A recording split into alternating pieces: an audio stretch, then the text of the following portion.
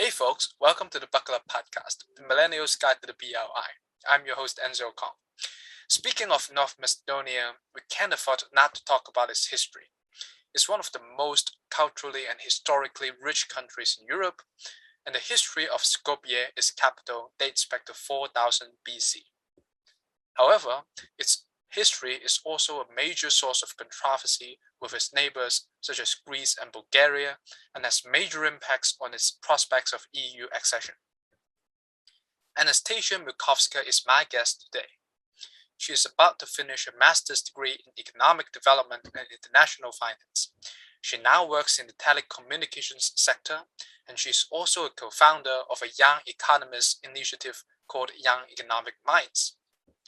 In our chat, we took a look at the potential areas of cooperation between North Macedonia and China, ranging from roads and energy to tourism and smart cities. I enjoyed a great deal talking to Anastasija, and I'm sure you will enjoy the conversation.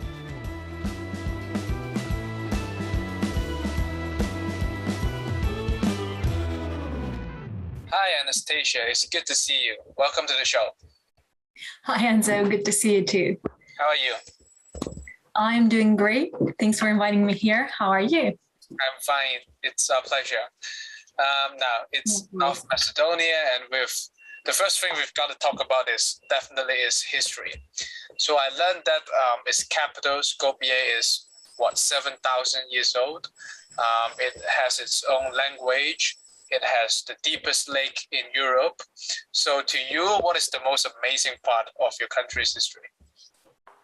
So as you already mentioned, our country, my country, is actually a very old country, and we have a lot of history built here, a lot of ancient civilizations, a lot of events. However, the modern day history begins in 1991, when we proclaimed our independence through a referendum from Yugoslavia. So that's when the modern day history begins. Regarding the times, I would definitely like to say that is probably one of my favorite historical periods, because for the first time, Macedonia got actually approved and accepted as a country, and we got our sovereignty and our independence. Speaking of history, I think that important cultural and historical natural monument of the country, because Macedonia, even though it's a small country, so we're talking about a country that has less than 2 million people, less than 2 million people. It's almost like a very, very, very, very small village, probably somewhere in China. It's very small, so it's only around 25,000 square meters, which is also a small country. We do have a lot of natural beauties. So you already mentioned the Lake Ohrid, which is also one of the UNESCO sites. So it is an amazing touch of culture and history. If you just walk down the lake, you can see a lot of history, a lot of cultural monuments. The lake has its own architecture. So there is a legend that says that in Ohrid there are 365 churches. So there is a church for every day of the year, and all of them are built in different styles depending on the period when they were built. Also, the lake is amazing. I definitely recommend anyone who is able to come and visit Ohrid. Now back to the capital, to the city where I come from. It's also full of history. It was burned to the ground once, back in the days when there was the plague, but it was rebuilt again, and now is serving as the capital of Macedonia. Near the city center, there is also another natural beauty, which is the Canyon Matka. It is definitely one of the most beautiful canyons I have visited. Definitely a top place for visiting if you ever come, or if anyone ever likes to come here in Skopje. And the city center itself, because it is literally a time machine. So with the stone bridge that connects both ends, you can actually see how the old part, which is the old bazaar, old Turkish bazaar, which was built during the Ottoman Empire because Macedonia was under an Ottoman Empire.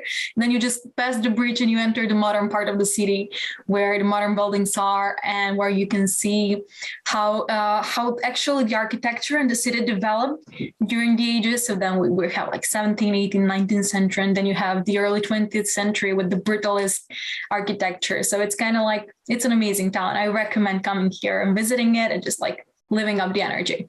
It's the liveliest town around. Amazing tourist spots, and tourism is definitely something we're going to talk about later. Yes, definitely. And if we look closer to the recent history, it has not been without disputes because North Macedonia has been trying to get into the EU, but the accession process has been blocked by Greece for some years. Until in 2018, the two countries reached an agreement where North Macedonia changed its name to North Macedonia in exchange for Greece unblocking of the process. Yes. However, just when we thought things are getting better, this time we have Bulgaria, who is opposing the accession for some other reasons. Anastasija, can you tell us what is going on here? Yeah, so okay, so let's just take a leap backwards. In 2004, Macedonia was actually one of the first countries from the Western Balkans that applied to become a candidate member for EU accession. And the whole journey with our candidature, with our application actually for becoming a candidate country started in 2005. So we're talking about a period of more than 15 years from then until now. And the dispute with Greece goes way back in time after the independence of Macedonia, because when we proclaimed our independence, the official name of the country was to be accepted as the Republic of Macedonia. Okay. Over 120 countries in the world accepted that name, including the United States, including China, including Russia. However, because there is a region in Greece that bears the same name, Macedonia, the Greek government opposed strongly towards this official name, Republic of Macedonia, especially during the entry of Macedonia in the United Nations organization. And therefore, as a proxy, a bilateral name was agreed upon, which is the former Yugoslav Republic of Macedonia. And that name has been used ever since in a lot of official events. In order not to enrich our southern neighbors. However, when we applied to join, when we had our candidature, and the time came when during a meeting for NATO and EU accession, actually the beginning of the accession procedure, Greece, I believe it happened in 2008, we actually received a veto from the Greek side, saying mainly that the veto is due to the unresolved name problem, because hence that is something that has been going on for a lot of years, but then it would have become more official. So we received our first veto back then, and that sort of hindered the whole EU accession procedure for my country. Years later, governments changed in between. We had a political crisis. There was a global economic crisis in between. And then we stepped again on another meeting for another accession, for another beginning of the accession procedures. However, we received a veto again. And then in 2017 and 2018, the whole negotiations with the Prespa agreement began earlier. But in 2018, we finally signed the Prespa agreement. It was done in June. I believe it was June the 18th. So in summer, near the Prespa Lake. And afterwards, in 2018, we began our negotiations with NATO, and we became a member of NATO in 2020. However, a good deal for most of the North Macedonian, the name change? Well, yeah, there was a referendum for the name change, and there were a little bit of scandals regarding the referendum, because in order for a referendum to be proclaimed as successful, more than 50% of the populace has to get out on the referendum and to express their opinion. And afterwards, when they have that census, because there wasn't a clear decision during the referendum, the turnout rate was a bit lower, then the parliament actually brought up decision for the name change. So that was, yeah. And there were a lot of carols here internally, not only on the political stage, but among people as well, because a very huge proportion of the populace was against the name change and the adding of the adjective North Macedonia. However, that was happening in 2017. Then in 2018, we signed the Prespa agreement, and the years-long dispute with Greece was settled. And that's actually when the North Atlantic and European accession sort of started to speed up and to get a momentum. And then we entered NATO. However, in 2020, we received another veto, but this time this veto wasn't from the side of Greece, but from the side of our other neighbor, who is a country that is a member of the European Union, Bulgaria. And this time, the veto is mainly for violating which is actually it's kind of interesting because this is like a very big clash point between the Bulgarians and the Macedonians. So it's kind of something that is present in the public debate. So the Bulgarians are stating that the Macedonians have the Macedonian public has a big anti-Bulgarian campaign, and the Macedonians are claiming that the Bulgarians are having that same thing. So it's kind of like a big conflict that is hindering our acceptance into our accession procedure to the European Union. However, due to the whole emergence of the COVID pandemic, I really hope that our diplomacies and our governments will find a solution and overcome this dispute without having any of the sides hurt and without causing any additional damage of the debate and the discourse between the countries. So yeah, that's a brief history. It sounds sad. I know it sounds sad because I feel as if I'm 23 years old, and I feel as if for my whole life we have been hoping to enter the European Union. It's kind of like this light at the end of the tunnel, but then every time there are different challenges, and it's kind of becoming like a constant quest for the EU accession. And I think it's not just a problem with your country. So we know that some other Western Balkan countries are also trying to get into the EU, but progress has been pretty slow of late. So we know that the EU has some internal problems, disputes with Poland, one of its members recently. The leadership is in some sort of troubles as well. So I think we just have to wait until the general climate gets better until we can talk about it. Yeah, so the enlargement of the European Union is still part of the agenda. However, due to everything that has been happening, it's probably not the number one priority as it was earlier. Right. But it's still like we still have to work. We have to do the homework, because in order to enter the European Union, there are like a lot of chapters, a lot of things that have to be fulfilled. And if we just stay and wait for better days, then we won't progress as a country. So therefore, I think that the country has to still push towards achieving and becoming better every day. Mm-hmm. And in the meantime, we know that North Macedonia has been cultivating some strong ties with China. It signed the Memorandum of Understanding to join the 17+1 framework under the BRI in 2014. So Yes. Just now we talked about the EU accession. So my first question for you is, would China be an alternative to the EU, or can the relationships actually coexist?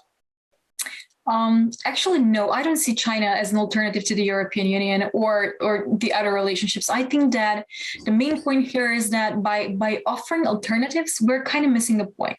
Because if we take Macedonia, I already mentioned, so it's a very small country, right? Less than 2 million people, around 12 billion American dollars of GDP. So it's very small country. And for us, it's not either or. The question is more of a complementary basis. So for our case, it definitely is European Union and China, because I believe that there is a lot we can learn from both sides. So they offer different perspectives, they offer different approaches, And overall, the goals are way different. So it's important to just sit back and find a way to create a strategy or a plan how to maintain and develop the good relations with China while also ensuring the EU accession process of Macedonia. So it's not either or. So definitely, it's China is in the plan A together with the European Union. So it's not a plan B. And you mentioned that the goals are a little different between the two directions. Speaking of the BRI, so what are the goals that North Macedonia is looking at, and what was mentioned in the Memorandum of Understanding, actually? So actually, if we look at the Belt and Road Initiative as a whole, it is sort of a geopolitical and economic initiative in order to connect China both with Europe and Africa. With different types of projects, different types of initiatives, infrastructure building cultural relationships, bridging the gap between the understanding, actually improving the understanding of the countries. However, in Macedonia, in my country, even since the beginning in the introduction of the initiative, 2013, 2014, upon the signing of the Memorandum of Understanding, the biggest accent is put on the economic perspectives, which is from one side, investments, Chinese investments or Chinese loans or business cooperation between China and Macedonia, including import and exports of goods, and foreign direct investment, increasing the number of tourists and infrastructural development. So the biggest accent is on the economical perspective. Why don't we just jump into one of the signature projects since the signing of the MOU? Now, the Chinese SOE, Sino-Hydro, has been part of the construction of 2 highways in North Macedonia since 2014. And I know that North Macedonia is a landlocked country. It's surrounded by, I think, 3 or 4 countries. So can you tell us what is the importance of having roads in terms of connectivity and trade? So the whole geographic position of Macedonia is that of a crossroad, because we are a country that is situated right in the middle of the Balkan Peninsula, meaning that a lot of the roads are crossing through our country. It was also the case with the Roman Empire via Ignatia. So it's kind of our thing. And due to the fact, as you already mentioned, we are a landlocked country, then roads and railways are probably the cheapest way of transport. Now, the problem with Bulgaria, Albania, and so the corridor 10 and the corridor 8. Right. Because it enables connection with the Mediterranean Sea.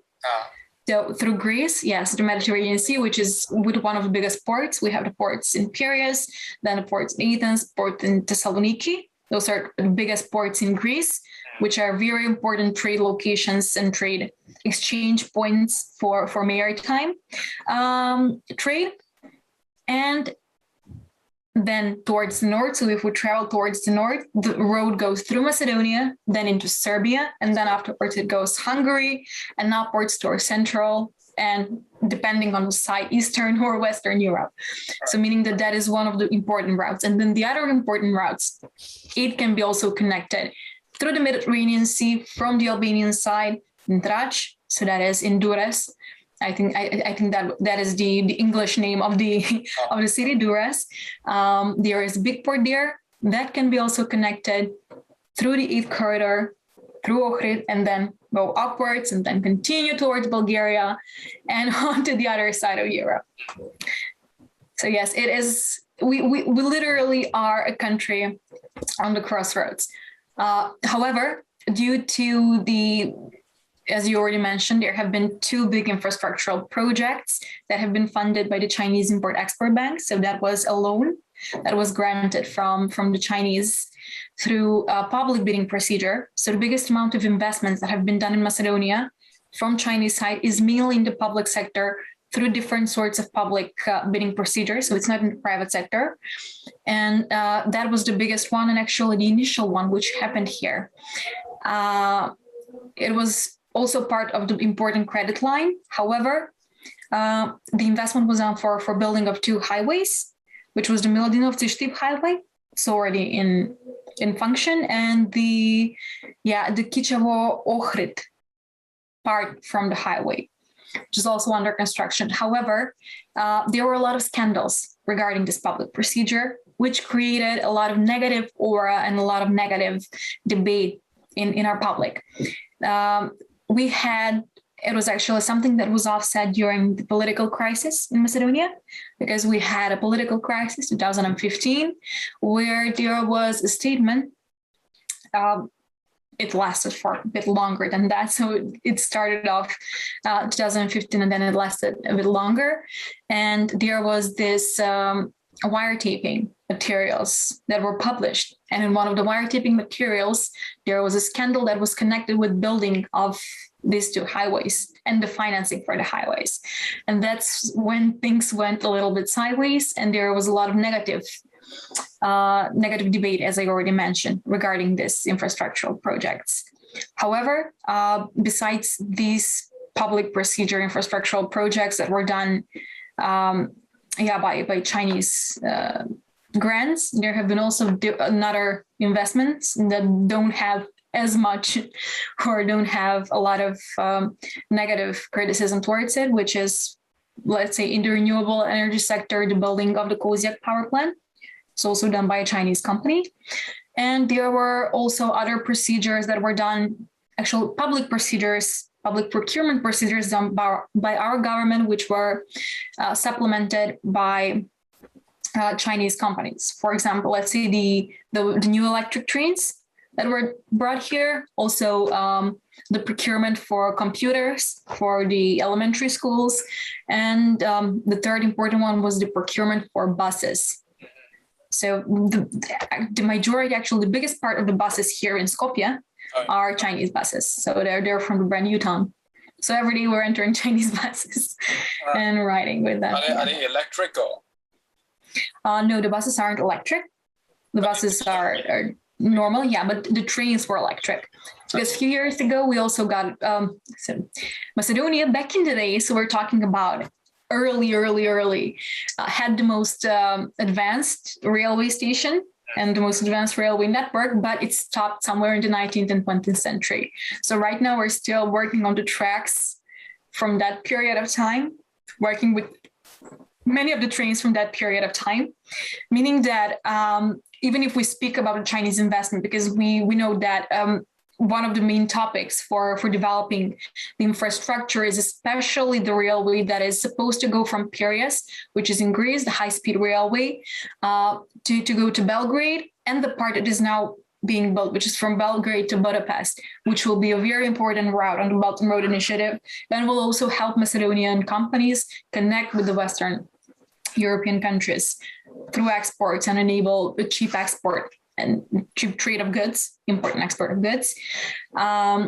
is unable to be executed here because our railways are not advanced enough in order to allow the movement of high-speed trains. So the highest speed train here is going 120 kilometers per hour, and that is an overkill. So generally they move between 60 to 80 kilometers an hour, meaning that the railway transport is not actually that attractive, neither for the passenger transport nor for goods transport, because it has to go slow and it has to go, it has to be done by rudimentary means. And sort of, it's kind of like if you enter like the for example, the Shanghai metro or the trains there, and you come to Macedonia, it will be like a time travel, like you enter a museum. So you just enter the train, you're like, okay, so this is, Therefore, a lot of investment, a lot of huge and large scale investment have to be made in order to reconstruct the whole railway lines, in order to be able to become part of that route. And therefore, even though it's been mentioned consequently on all of the BRI meetings, it hasn't been executed, nor a strict plan has been still put in mission regarding the development of this infrastructural project for the railway. And just now we touched on power. So I learned that North Macedonia actually has a lot of sunny days over the year. Not to mention that there is a big sun on the national flag, although that might not be related. So do you think solar is somewhere we can look at in terms of investments from China? Yes. Actually, we have.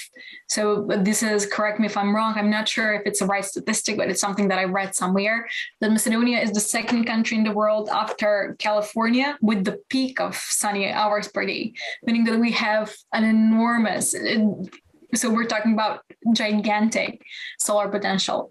However, the use of the solar potential of Macedonia is very low, and the solar energy is only, let's say, around 0.5%. So we're talking 0.5% included in the whole energy mix of the country.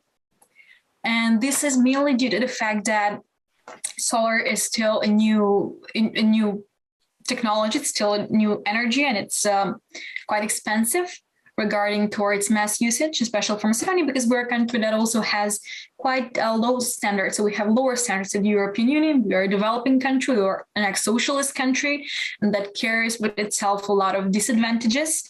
However, there were developments in the last few years.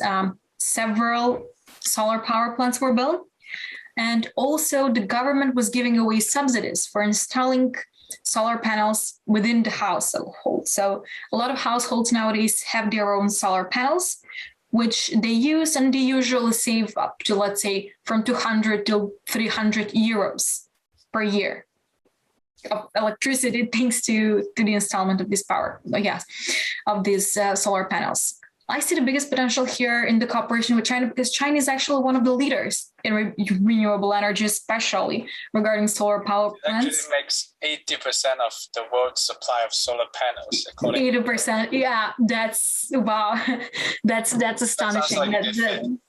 It definitely sounds like a good fit, and not only from the side that we can provide solar panels from there, but also I believe that since the Chinese science and engineering is advanced, I believe that there can be a lot of exchanges regarding the research and development phases, because we have a lot of sunny days.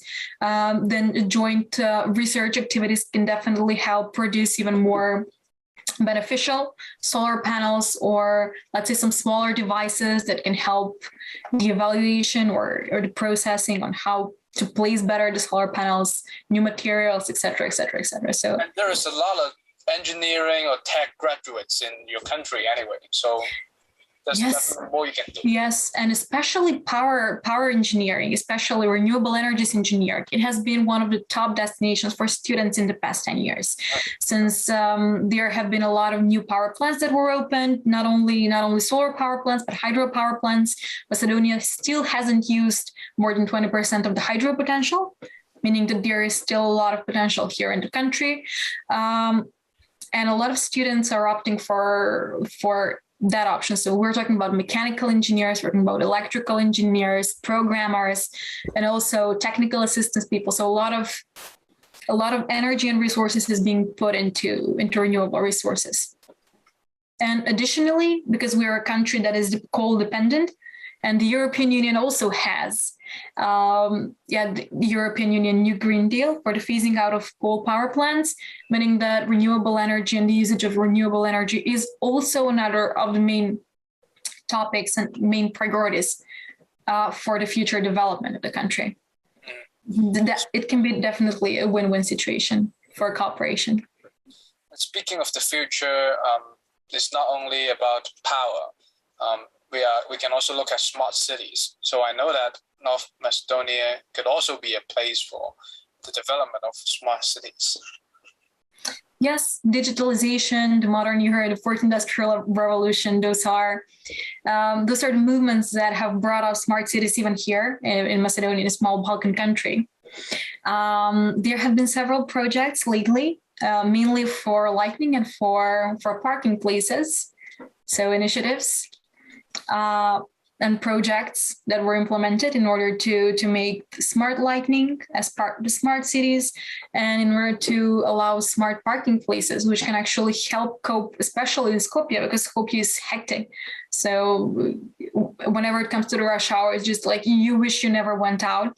and because it has a huge traffic jam in peak hours. And therefore, by having this smart city solutions, it can definitely help improve the lives of the citizens more than just help organize the city better. Mm-hmm. Well, just now when you were mentioning the history and the sunny days of your country, I think it's growing on me, and I really want to make it my next destination. Yes, as you can see, it's so sunny right now, and it's almost November. So before COVID, are we seeing a lot of tourists coming from China? There has been a rise in Chinese tourists since the beginning of the BRI. So let's in the last 10 years, there has been a significant rise of Chinese tourists. However, we're still not, let's say, that high up on the map regarding Chinese tourists. The biggest number of tourists that are coming here are actually from Netherlands. So a lot of people from Netherlands are coming here and visiting Ohrid or Skopje or other cities. Krushevo, for example, those are also amazing cities with a lot of history. But there has been a rise. Though I believe that by having good public campaigns or by having good marketing campaigns in China, the situation can be improved and a lot more Chinese people can come here and visit Macedonia, learn about our culture, learn about our language, our traditions, and just dwell into our way of living. And brings a lot of opportunities to travel agencies, hotels, anyone related to the industry. Yeah. Yes, exactly. And also because we are a country that also, the tourism is a very important part of our economy. We're a very small economy, and tourism also takes up a big proportion from it. Then that would mean additional economic growth towards developing tourism and also developing alternatives ways of tourism. So we know that agricultural tourism, for example, because here on the Balkans, that is one of the greatest things. We actually have probably the tastiest vegetables and fruits regarding the European soil, because a lot of them are natural, GMO free, so they're groomed in a more natural way, and therefore there can be like a lot of big opportunities for agricultural tourism and also for mountain tourism and also for let's say adventure tourism, because Macedonia is a mountain country. And people can actually go, they go hiking, they can go horseback riding in the mountains, you can do kayaking, there are some fast rivers here. So it has a lot of potential, especially, and activities that can be interesting for tourists. Now, so we've talked about so many fields that are having great potential between cooperation of China and North Macedonia. Now, if I am a company based in North Macedonia, what should I do to, step into the Chinese market? I mean, is the government providing any help? Where can I get the information? Yes, unfortunately, majority of businesses here have to rely on their own desk research and their own contacts in order to enter the Chinese market. So even though Macedonia has been present on some expos, the presence is still, let's say, in some certain rudimentary phases. And I believe in a survey done in 2020 regarding the business climate, more than half of the companies had said that they actually had a lot of problems regarding the access to information on how to cooperate with Chinese companies. Right. Because first of all, we have the language barrier. So if we look at the younger generations, yes, a lot of us speak great English. But regarding the older generations, which are the businessmen and businesswomen of today, a lot from the Macedonian businessmen don't speak fluent English. And the same goes towards Chinese businessmen. That is one of the problems. Then additionally, travel, because travel is definitely expensive. The countries are very far apart. And the need of the visas, because in order to travel to China, we need a visa. So I believe that here a more structured approach and building of institutional capacity, because we now lack institutional capacity regarding development of business in China, is the number one priority and should be the number one priority for our external policies, especially regarding economic diplomacy and foreign direct investment, or attracting foreign direct investment. So building great institutions and having better understanding. And also China should be more present in the public debate, because right now, the most attractive locations for doing business from the side of Macedonian companies are usually the Western European countries. So we're talking about Austria, we're talking about Germany mainly, and then also United States, which are known as as one of the biggest and most attractive business partners. So in order to do that, two fronts have to be played. So one of them will be raising awareness for the existence and possibilities for cooperation. And then the other would be building good capacities where Macedonian companies can actually go to China, they can present themselves, they can get access to Chinese investors. Also, the startup scene, that is a very important sector of the Macedonian economy, I would like to point out, because in the past 5 to 7 years, it has been growing rapidly. A lot of new companies have been opened. They usually work for exports. So we are one of the main outsourcing hubs currently in Europe. There are a lot of VC money comes from. There has been only 2 VC funds that were active here, and only one donation done. Yeah, only one investment, bigger investment from a VC fund done here in the past 3 years. However, we are a top location for outsourcing. So a lot of IT companies from Europe, UK, and the US have actually founded their daughter companies here and employ more than, let's say, 300, 400, or 1,000 people per company, meaning that we are also quite advanced and we are still quickly advancing regarding the ICT field. And I already mentioned about the startup phase, so it will definitely be a huge advantage if we can attract, besides the traditional investors that we have here, mainly angel investors and investment funds. It'll be very good if we can attract also Chinese investors, so like the joint ventures or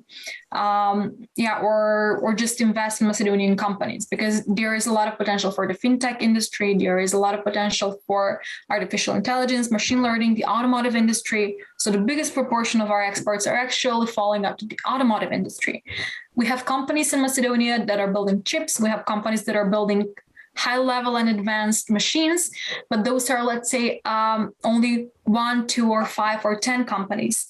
And access to money, access to funding has been a problem for our companies. So if we have the opportunity to receive funding from abroad, we can actually benefit more, and our companies can grow more and be even better business partners for foreign investors, especially for Chinese investors. Just like you said, maybe the first thing we can do is to get some North Macedonia delegates and companies to join the annual import expo that takes place in Shanghai, which I don't believe they have done so far. Yes, I think that they have. I actually believe that there have been representatives from Macedonian companies there. But the thing is that it's a huge level event. And sometimes, unless things are done on more political basis regarding, because we are a very small country, so less than 2 million people. That means that if 20 or 30 business people can go to China per year, and the odds are not in our favor unless a more high level priority is being put. Therefore, I believe that it's very important for the case in Macedonia to have a very good cooperation with the government export agency, because when things go on ministerial level, then probably for the next expo, the Macedonian companies can also get sort of a better presentation or more opportunities for presentation for investors. So it definitely has to be a joint venture. Now, we've talked about the high-level cooperations between the governments, and that's undoubtedly important. But the BRI is also about some bottom-up initiatives, some grassroots exchanges, and the youth may be a good place to start. So can you tell us what are the main issues that are facing the North Macedonian youth at the moment, and could the BRI be a way out for some of them? So the biggest problem here that youth is faced with is youth unemployment and brain drain. So even though we have a lot of highly skilled youth and highly skilled young professionals, people who have university degrees, people who have done internships abroad, internships here in the country, there is still a lack of supply for decent workplaces, meaning that a lot from the young people, almost half of all the young people, if we take into consideration the United Nations definition of young people, which is from the ages of 15 till 29, are jobless, and they have difficulty entering the labor market, meaning that Yes, that is actually one of the burning problems in my country. So the youth unemployment. And in case if there are more Chinese direct investments, so we're talking about foreign direct investments, opening up of companies or manufacturing production facilities, especially in propulsive sectors like the automotive industry, like manufacturing of machines or chips or ICT manufacturing. In that case, we can actually even maybe airplane industry, probably some parts, manufacturing of some certain parts that will open up new workplaces for young people. Even a company making solar panels, FDI for making solar panels would open up a lot of workplaces for young people and will help absorb the youth unemployment. Additionally, another great problem is the brain drain, because a lot of our talents, a lot of young people with huge potential opt to leave the country in order to pursue a more stable political environment from one side. And better, not only work opportunities, but also better chances for advancement. Because here, due to the fact that the economy is small, there aren't a lot of companies you can choose to. In certain sectors, it's almost a monopoly. So if you like to get a better job, then you have to look outside of the country. Like countries, where what are the usual destinations? The main destination is usually Germany. So Germany, Western European countries like Germany, Austria, Switzerland, Belgium. Belgium is also one of the top priorities. A lot of people opt to move out to Australia. We have a very big amount of people who moved out to Australia. We have people who have moved to Canada and the United States. There is quite a significant Macedonian minority there. Macedonia. Well, but in the meantime, I'm sure some of them would love to gain some Asian exposure, like you said. Yes. So, like myself, for example, they can join a party and get to know more about China. The thing is that there have been a lot of efforts into introducing China into the mix here. For many people, China is more like an exotic destination, let's say. So it's very far away. East. Far East, yeah, it's the Far East. It's a country that is not that famous to people here. So it's kind of, from one side, it's very far-fetched because, for example, if you want to travel to Germany, you only need 30 euros and you're there in an hour. In order to travel to China, you need like 13 or 14-hour flight. And there are no direct lines. So people have to skip over and then just like you have to decide to go there. And therefore, by having a lot more presence in the public debate, for example, a lot more events where people can meet China or people can meet actually Chinese culture or meet Chinese people, just get to exchange, get to know one another. I believe that will be very beneficial, especially for young people, because young people are the ones who like to try out new things. And young people are actually the ones who are not that strict into traditions and are actually willing to be more accepting of the differences. The Confucius Institute is an organization that has been very active in that field. So from one side, you have the Chinese language classes and also events. So this week there was an event to meet Chengdu. It was a very interesting event where you can go there and see a presentation of the city and have a person who lived there and is currently staying here in Macedonia, is one of the Chinese language teachers actually in the Confucius Institute, explaining the way of living there, traditions, cultures, showing pictures, showing blog posts. And it was an amazing event where you get to get first-hand experience on what is life looking like in China, because China is a very big country, so it varies from side to side. And currently, I feel is if the majority of the people here only know China as a country where people eat different foods than here.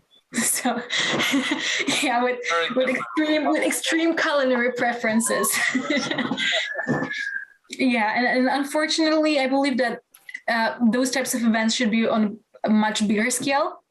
Then there should be also cultural exchanges. For example, here in Europe, it's quite easy to travel with full groups. So a lot of full groups are traveling around. They're going to different festivals in Europe, just meeting up with people. It will be nice if that can be done, like cultural exchanges with Chinese students. It can be done in elementary school, because we are, as a country, candidate for EU accession. We have a lot of European programs present here. So we have the Erasmus Plus exchanges, which are great. And a lot of young students, young people, especially high school and university students, get the opportunity to go and travel and mix with people from different European countries.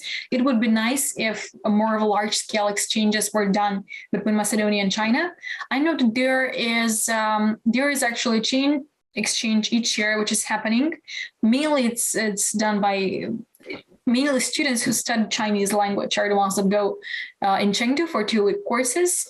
And then they get the opportunity to just travel around the country, to dwell into the culture of the country, which is amazing. And I'm really looking forward to having that experience probably next year, hopefully. So just to get to experience that on my own. And besides that, there aren't many opportunities. So even for studying, there are scholarships from the Chinese government, which is excellent. And it's really good.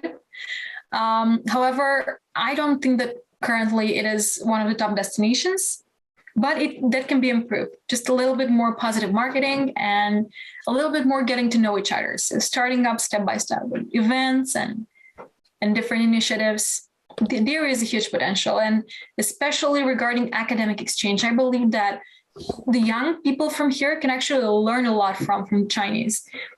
Because I had the opportunity to go to be part of the Young Belt and Road forums in China, and then when you actually exchange with people, you find out a lot of things that you cannot do by simple desk research, and it's truly an amazing experience. And I really hope that more opportunities like this will be provided. So not only in the education sector, but also research institutes, exchanges. Exchange of students, especially students traveling to live in different families. That would be really nice, because I was in Italy. I was living in an Italian family as part of an exchange program, and I also had a Spanish girl living here in my family as part of an exchange program. And that is you speak Spanish and Italian as well? No, I speak French, German, and Spanish. Okay. And I started learning Chinese, but I don't think I'll be speaking Chinese in the next 5 or 10 years. Maybe just the basics. But yeah. And that's how you get to learn the language, because I know something Italian, because when I was living in an Italian family, the parents didn't know any English. So I had to read something, and then I had to learn some basic phrases in order to be able to communicate with them, which was very cool. And that is an amazing learning experience. Now, so we have talked a lot about the young people. In terms of the general public of your country, what is the attitude towards the BRI, or what more can we do to improve the cultural exchanges or bring the cultures together? So the thing now with the BRI is that it hasn't been specifically very present here.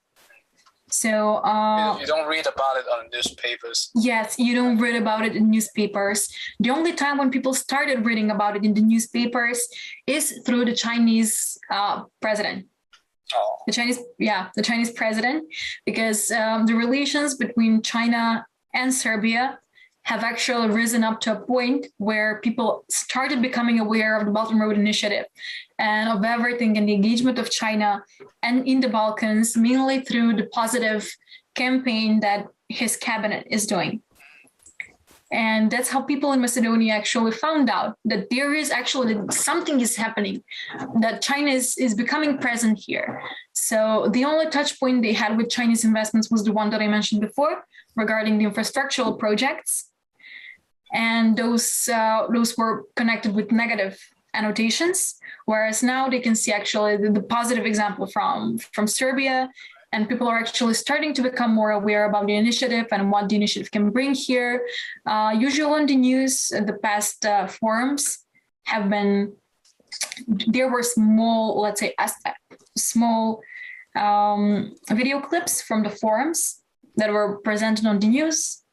However, a bigger campaign would definitely help people gain more insights. And also there is a lack of interest from our side because people here like to do things the easy way. So for them, it's easy just to rely on the things that they already know, which is, for example, let's say Germany. People already know about Germany. So there have been a lot of exchanges between people. Like even my great grandparents have traveled to Germany, and it's kind of, it's close here, and it's more, yes, of course. And therefore there should be a bit more public debate, a bit more engagement from the side of the public sector, of the CSOs, the NGO sector. The NGO sector isn't very engaged into Chinese matters. And if the NGO sector is a bit more proactive and tends to organize events that can bring the cultures together, then that would definitely be a huge benefit. And people will become more aware of the existence of the initiative, especially young people, because young people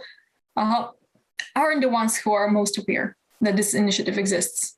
And it's not streamlined. Point of all these exchanges. Young people is the best. Yes. And especially that is the thing that I would like to do somewhere in the future. So partnering between universities. For example, my university, the St. Cyril and Methodius University, is very open for cooperation. We actually have dual majors with American universities. So we have partnered with over 30 European universities, but we don't have a partnering university from China. And it would be great if we can have like a partner university from China and do exchanges each year. So send 2 or 3 students study a semester in China, and then send Chinese students here, study a semester here. I think that would be something that would really have a positive influence, because here in Skopje or in Macedonia in general, you don't see a lot of Chinese people on a regular basis, unless it's a group of tourists that are walking around. So it would be very nice if young people can actually have a representative from that country in their groups present during the debates at university, just like hanging out together, having different types of activities together. That would be brilliant. That is something that, for example, I would like to initiate somewhere in the future. Let's hope we can do all of this after the pandemic, and yes, leads to more exchanges between the two countries. Thank you very much, Anastasija. You're welcome. For appearing on my show. It's been a pleasure. I'll see you soon. Thank you for inviting me, and see you soon, hopefully in Macedonia. Bye.